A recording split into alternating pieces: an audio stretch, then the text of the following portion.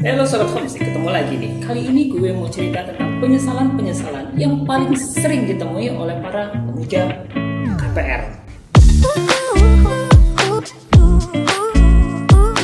Oke guys, pengalaman ini adalah pengalaman berharga dari teman-teman gue yang sudah terlanjur mengambil rumah melalui KPR. Yang pertama, bayarnya kok hampir 2 kali lipat. Ya, itu pengalaman yang paling sering terjadi, yaitu mereka baru mengetahui ternyata kalau dijumlahkan harga rumahnya mereka bayarkan ternyata hampir mencapai 2 kali dari harga rumah semula. Yang kedua, kalau misalkan jumlah pinjaman kalian itu cenderung besar dan tenornya itu lumayan besar, ada kemungkinan pokok pinjaman yang dilunasi ternyata lebih kecil dibandingkan bunga. Ini seringnya terjadi pas periode awal. Nanti gue simulasiin. Yang ketiga, cicilannya naik terus. Ini terjadi kalau misalkan KPR yang kalian ambil adalah KPR dengan jenis floating rate. Untuk misalkan di sini seperti ini, ada bank yang memberikan promo akan memberikan flat rate atau suku bunga yang tetap untuk 1 atau 3 tahun. Nanti selanjutnya floating rate. Misalkan pas flat rate-nya itu dikasihnya 9%, tapi nanti ketika udah floating bisa sampai 11 sampai 13%, tergantung nanti tahun itu kondisinya itu seperti apa.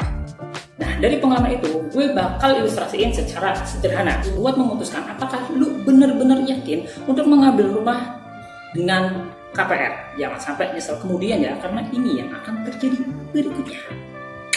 Misalkan ada hunian yang mau lu incer, itu harganya sekitar 300 juta, tapi lu bayar DP-nya hanya 100 juta. So, pokok pinjaman yang akan kalian bayar adalah 100 juta. Untuk ilustrasi yang pertama, gue contohin untuk yang KPR syariah ya. Ini adalah 2 contoh formulir KPR syariah yang gue dapetin dulu waktu memilih bank yang akan diajukan untuk KPR. Oke, harga beli bank itu sendiri apa? Kita lihat di penjelasannya. Harga beli bank adalah harga perolehan dikurangi uang muka. Jadi asumsikan ini gampangannya itu kayak pokok pinjaman ketika pas di awal ya. Nah, dengan asumsi tenor 15 tahun, jumlah yang akan kita bayarkan totalnya adalah senilai 375.800.000 dengan cicilan per bulan sekitar 2.088.000. Kita bisa lihat bahwa dari 200 menjadi 375. Kita cek dulu nih pakai Excel.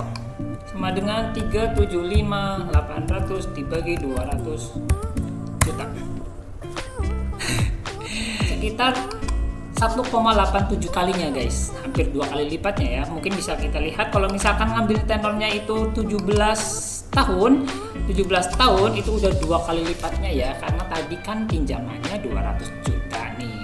Oke, lama tenor mempengaruhi pengalinya ya, di sini kita belajar. Nah, ada simulasi yang lain yaitu yang seperti ini. Ini pun saya dapatkan sama aja ya. Ini adalah simulasi dari salah satu bank syariah dan kebanyakan memang yang seperti ini guys. Hanya pakai limit pembiayaan, kemudian jangka waktunya berapa dan besar cicilannya.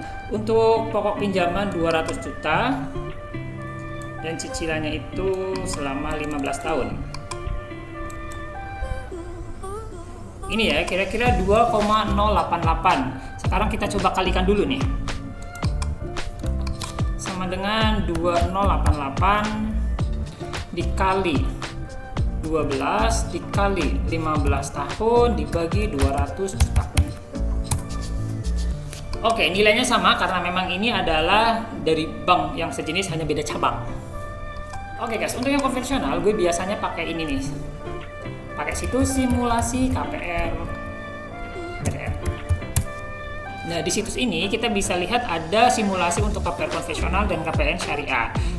Nah, untuk simulasi konvensional, kita klik. Nah, untuk konvensional, kalian pilih bunganya itu anuitas, karena kalau flat itu kayak tadi ya, flatnya itu sama terus. Nah, padahal ini nanti mengalami fluktuasi ketika tenor atau masa promonya itu habis untuk bunga yang flat. Pilih anuitas, asumsikan ini adalah non subsidi dengan harga properti sekitar 300 juta. Dan uang mukanya adalah 100 juta. Misalkan kalian dapat promo 6,99% selama ini ya, masa kredit fix asumsikan dapatnya cuma 2 tahun. Nah, lama pinjamannya adalah 15 tahun. Nah, suku bunga floatingnya ini tergantung ya, ini contohnya 13,5%. Yang jelas ini bisa berbeda setiap tahunnya ya. Kita coba klik hitung dulu. Nah, ini adalah contoh biaya-biayanya, kalian bisa pelajari sendiri, tapi yang mau gue informasikan adalah bagian ini, detail angsuran. kita bisa cek bahwa dengan pinjaman sekitar 200 juta nanti jadi berapa. Nah, untuk bunganya sendiri ini ya 6,99 sampai 2 tahun, yaitu di tenor 24. Kemudian setelah masa promonya habis di tenor 25 menjadi floating, asumsikan 13,5. Bisa 11, bisa 12 dan yang lainnya. Oke, tapi di sini kita tidak kelihatan nih jumlahnya berapa. Sampai bawah nggak kelihatan. Nah, kalau mau ngitung kita download dulu guys. Nah, ini dia contoh ilustrasinya ya. Di sini ada jabaran sisa pinjaman, porsi pokok, porsi bunga, angsuran dan yang lainnya. Sekarang kita jumlahkan dulu nih total angsurannya berapa. Dan kita hilangkan dulu nih titik dan RP-nya dengan cara seperti ini. Tekan Ctrl F atau search, kemudian pilih replace. Ketik RP spasi, kemudian replace-nya dihilangin, terus replace all. Oke, nah kemudian yang titik ya, yang titik dihilangin dengan yang kosong, replace all. Oke, sekarang ini sudah bisa kita jumlahkan. Masuk ke formula dan pilih auto sum. Enter. Segini guys, kalau misalnya kita bagi dengan 200 juta, jadi sekitar 2,22 kalinya guys.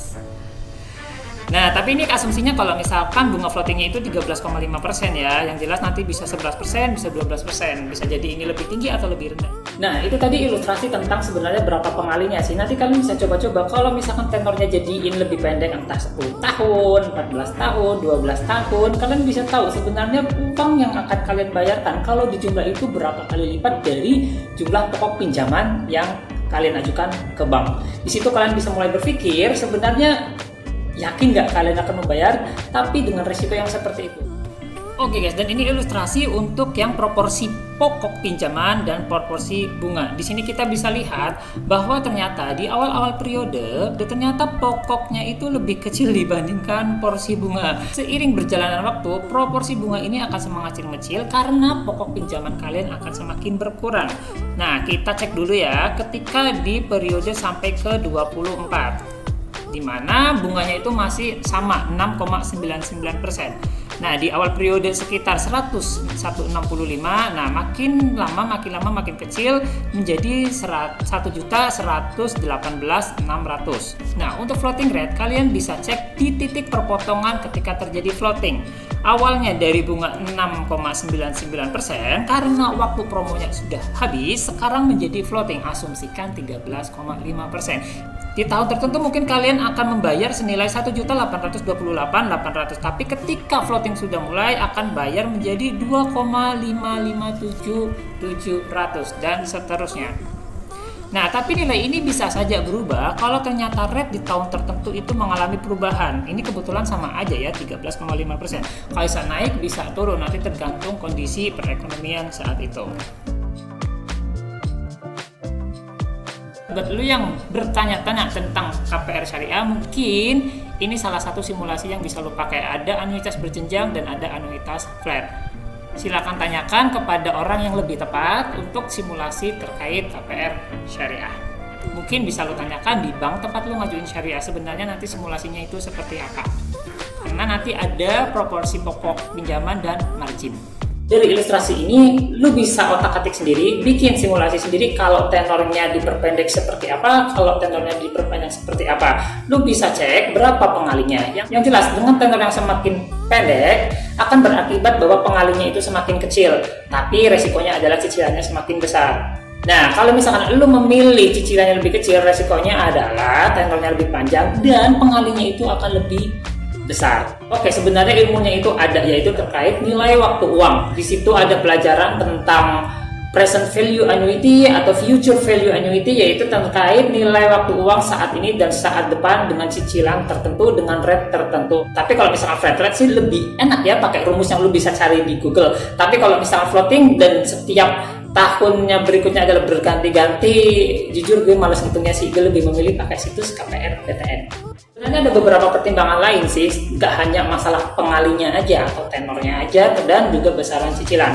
Kadang ada orang yang berpendapat bahwa ya sudah, kalaupun nanti mengalami kenaikan, toh harga rumahnya juga dari tahun ke tahun akan mengalami kenaikan. Oke, silakan itu jadi pertimbangan.